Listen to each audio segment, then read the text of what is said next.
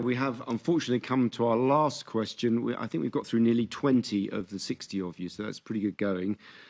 Pretty good answering, President. So we're going to go to Boria Majumdar from Revsportz, India.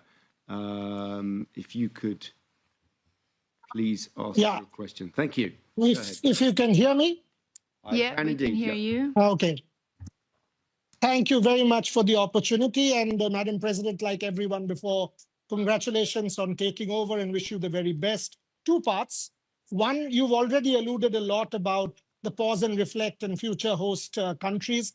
But just to understand from you a little better, you know, one thing when I see the history of the Olympic movement as a historian, I see Global South still very neglected or not being integrated within the framework of the movement. So India specifically and the Global South more generally, how significant is it for you to try and integrate the Global South within the framework of the movement? And the second part, given what the world is seeing at this point in time, the trials and tribulations, every other sport is a sport, any sporting event. And the Olympic movement is perhaps the only movement which goes beyond. So how do you kind of see the role of you as a person, as the head of the Olympic family and the movement in this challenging world? Is it more relevant than ever before in the next few years under your presidency?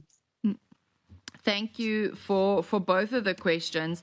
I think as you said, when you look at the history, yes, the Global South in terms of host cities is not really represented at all. But my job, especially as the IOC President, is to ensure that the policies are in place to allow for anyone and everyone to have the ability to host the games. And this is what this process is about. And as I had said previously, the Future Hosts Committee and the processes that have been put into place now with targeted dialogue really works towards having a targeted dialogue with all interested parties, not just to help broaden the opportunities for more countries, but to have a better understanding of what it takes, what is needed to deliver the games, because that's also very important.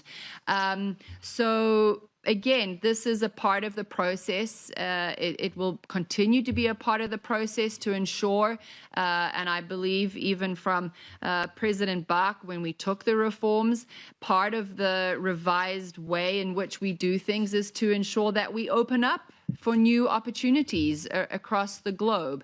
So that's answering the first one. The second one is, I think that sport plays an incredibly important role in today's world, and especially the Olympic Games, where we see the best of humanity. We see compassion for others. We see athletes who are sometimes fail, and a fellow athlete picks them up and helps them get across the finishing line.